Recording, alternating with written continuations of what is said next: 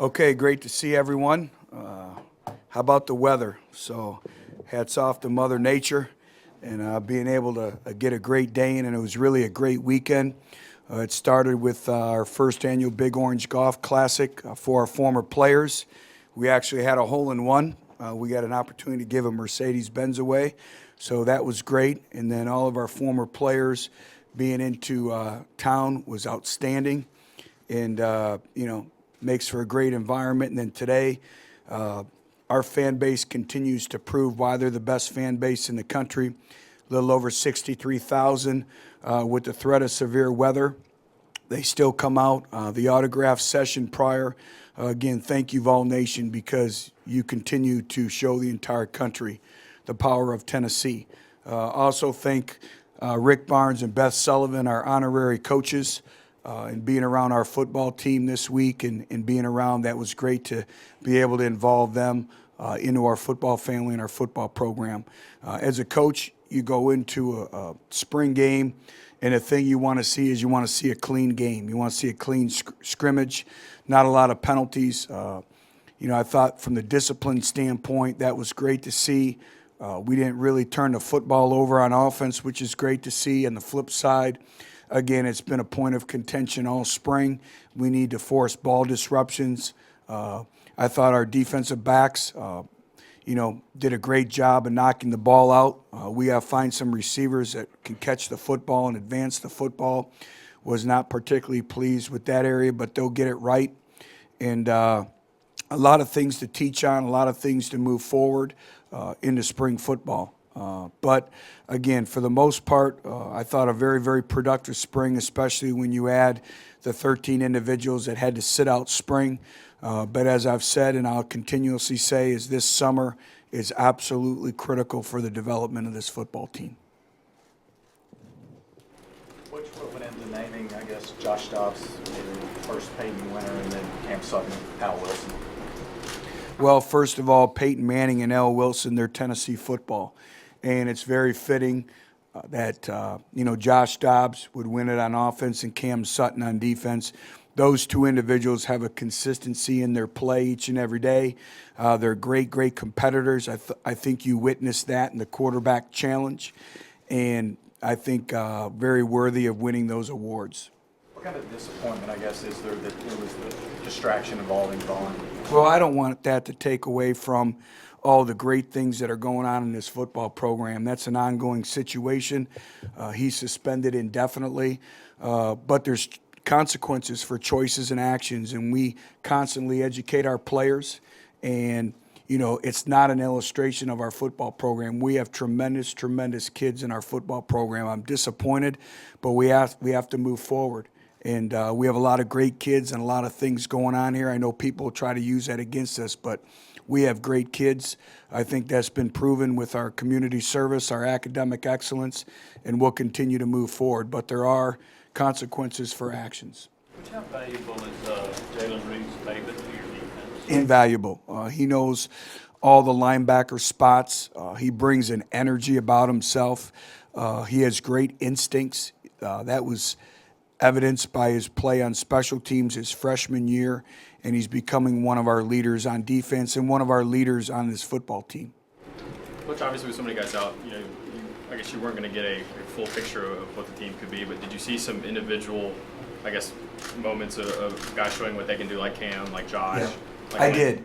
And, it's you try to have a great grasp of where your football team after 15 practices, but it's really hard because, you take those 13 individuals off the field, and we're a different football team. So what we really had to concentrate on is really the individual improvement with everyone in our football program. And it was a great illustration or a great opportunity for players to put their identity on video and to prove why they should be playing. So we'll go back, we'll evaluate all that. I'll meet with every player in our program. They'll know exactly where they're at. But I thought we had some individuals really step up because of those opportunities this spring, particularly Kendall Vickers on defense. I thought he had a very, very good spring. I thought Dylan Bates did some good things today in the scrimmage. It was good to see him do some things. Jauan Robertson continues to do a great job in the offensive front. Brett Kendrick did some good things.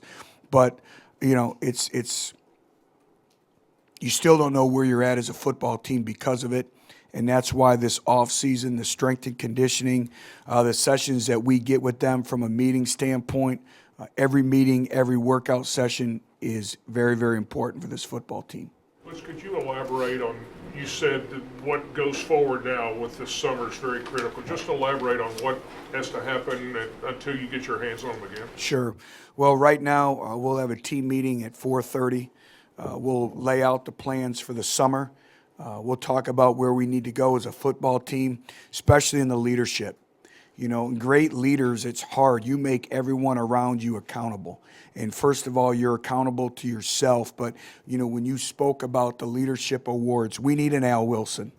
We need a Peyton Manning. We need an individual who's going to hold everyone accountable. And that's what the summer's for. That's really where your team is born from a leadership standpoint. It really becomes a player-driven football team. Then you welcome 20 new individuals come June. So we'll lay out the foundation for summer. The first goal is we need to finish strong academically with exams coming up, and then the players will have a few weeks off. They'll be able to, you know, rest their bodies, rejuvenate themselves, so to speak. Some will stay up here for mini term, and then when we come back, it's full go. And they'll have a week off throughout the course of the summer, but it's very structured in terms of weightlifting, skill development, and video study as well. Can you just address Josh, the difference in Josh from a year ago to now in spring, and his ownership of the offense and his leadership? Confidence. That was evidenced in the quarterback challenge. And, you know, those are things that it's not just for entertainment. Those are evaluation tools. You know, to do a quarterback challenge in front of 63,000 people and it being noisy and the calm and collectiveness and, you know, I'm saying, well, you're going to introduce me? That would have never happened before. And again, that's just the confidence that he has and the confidence in the players around him. They have great confidence in him. And, you know, the mark of great players is they elevate other players around them. They bring them along. And Josh is starting to do that. Is he a finished product? Absolutely not. Does he still need consistency? Yes. But I like where he's going. How comforting is it to have a clear-cut starter at that position after the last 2 years, and also being in a division where there's so much uncertainty with starting quarterbacks with your division rivals? You can't put a price tag on experience. Experience is everything, especially in this conference, and understanding the day-to-day, the week-to-week rigors of playing in the SEC. Where my sleepless nights are is who's going to be number 2 and who's going to be number 3. In the world of college football, you need more than one quarterback on your roster. You need a number of them because you're one play away. And that's kind of where, you know, one of my thought processes is as we continue to move forward, who's going to develop into those positions. But having Josh, I think it's healthy for our football team too. They view him as their leader. You know, he'll be in charge of throwing this summer and doing some things. Mike, when you asked about the summer, that's where even his growth and maturation continues to grow over the summer months. What you talked about, a couple of the guys, but the development of the offensive line, especially compared to this time last year. Yeah. Night and day. Again, experience. They worked really hard in the weight room, but again, we have a long ways to go. But it's all about embracing the process. Like we talk about, everyone wants the prize, but nobody wants the process. This football team, particularly in the lines of scrimmage, is still going through a process. But I see those individuals continue to develop. And we talk about power of the position in everything that we do. Taking ownership in your position group, leading your position group, being the best position group academically, on the field, in the community. And those individuals work exceptionally hard. How much improvement did you see out of Darmody from the beginning of spring to now? Marked improvement. I thought Quentin, from practice 1 to practice 15, continued to develop. Some days larger steps than others, but there was still an incline of moving up. And I thought he did a very good job today with managing the offense, showing some collective calmness about himself, some poise, playing in that type of situation with 63,000. I thought he handled himself very well. Which as you get ready to finish up with this spring camp and meet with the team, how different is the program now as opposed to when you were exiting the spring game 2 years ago? Night and day, completely different. But again, the more you win, the more that's at stake. The more you invest, the more is expected in you. Too much is given, much is required. And we have a very high standard and expectation here. We're still nowhere where we need to be. I'm going to challenge our second and third string individuals. They need to step up. We have to have depth. There's some individuals that didn't have the spring that we anticipated, and we have to figure out why. Why did it happen? And they have to become motivated. And it starts with yourself. And then there's other individuals that, exceeded our expectations. And we have to continue to have everyone accountable for their own self-determination each and every day. And it's like I told our football team, everyone used the term chasing greatness. What really is chasing greatness? And we talk about all the time, great is always faster than you. It's always faster than you. So you have to get up and you have to chase greatness every day because it's faster than you. The day you take a day off, you don't chase greatness, it becomes further and further distance from you. And that's the mindset, that's the mentality that we have to have with this football team. But we still have a long ways to go. It's a long football season. We don't have the depth, the competitive depth that the premier programs have. Are we getting there? Yes, we're getting there. But we still have a long ways to go. And that's why, a lot of our individuals have to have a great summer to move forward. What kind of spring did Ethan Wolf have? I thought Ethan made strides in his blocking game, his body position. But again, where Ethan has to concentrate on is just the overall high level of consistency. All conference players perform it at very high levels in terms of catching the football, finishing the blocks. The want-to's there, the competitive character's there, the character's there, and he's as big of a student of game as we have. So Ethan will be fine. He's a great kid. But again, he's one of those individuals this summer, from the weight room to his conditioning levels, he will take the next step. Coach, have you talked to your players about the fact the level of expectation has gone up and what that will be like to deal with that this summer? We have, but that's what you want. You want to be part of a football program now that everybody respects. And, like I told them, there are no off days. And, it's a complete different change. It's a role reversal for them. But that's what you want. That's why you work hard to put yourself in those situations. That's part of the excitement. That's why you come to the University of Tennessee. You get the opportunity to get Tennessee football back to its rightful place. And that's what we talk about in recruiting, and it's real. We don't have to sell it. It's real. And the competitive individuals want that. They want that. They want to be part of a program that has high standard and high expectations. This is the best place in college football. Yeah, we've been down a little bit, but every program goes through that, and we just have to be patient. Patient. Again, it's part of the process. But again, you look at our fan turnout with severe weather conditions. I think it speaks volumes. Well, just to clarify, you said time to move on with the Von Pearson situation. Is that Just like that question, it's time to move on. Just a suspension? It's indefinitely. But we're not going to tolerate it. It's inexcusable. So I think you guys know how we run our football program. We have tremendous kids in this program, and it's not an indication of what we have. And it's unfortunate, and that's all I'm saying.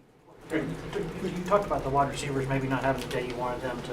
Good sudden change. Yeah. Did that surprise you at all, or because they've had some good days this spring? Did that surprise you? They've had some good days, and we've asked a lot of them because we've been limited in numbers at the receiver position.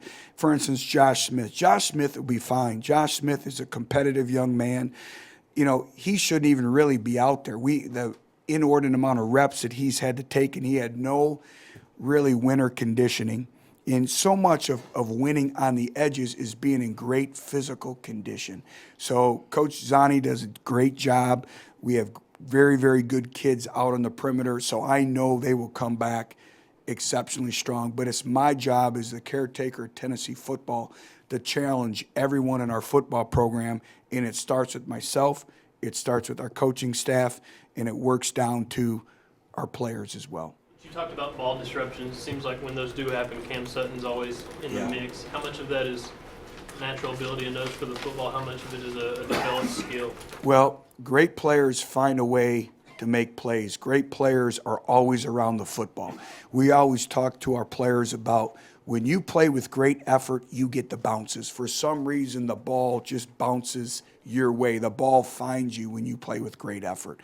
And Cam has great instincts. He anticipates very well, and he's a student of the game. And we had not run that play in practice either. So to me, he read it, and it was great to see.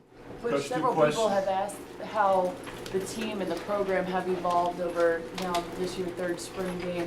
How have you and your coaching staff evolved during your tenure here? Good question. I think you always continue to evolve.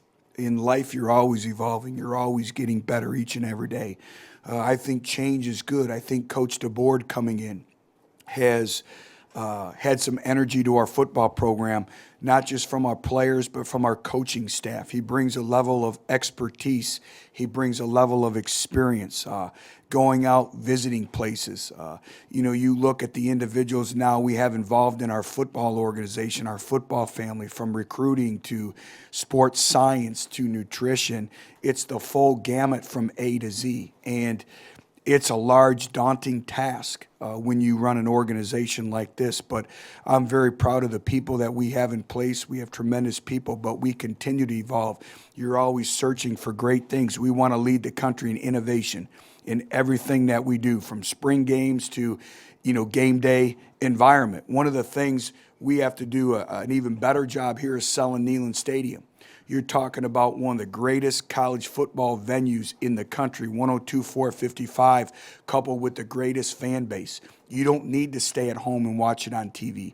You need to experience Tennessee football firsthand because it's obviously very, very special. But again, to answer your question, we're constantly evolving. We'll go back tonight. I'll sit down and I'll go back to work and I'll evaluate the spring game. I'll evaluate spring from a coaching standpoint, from a player standpoint, from a support staff standpoint, from everything that we did, and then how can we better it come August camp. As you exit spring, I guess with the middle linebacker spot, how open is it, and are we hoping to find maybe more of an answer there? Wide open. I thought Elliott Berry really, really progressed throughout the spring. Cortez McDowell did some good things. I already mentioned Dylan Bates.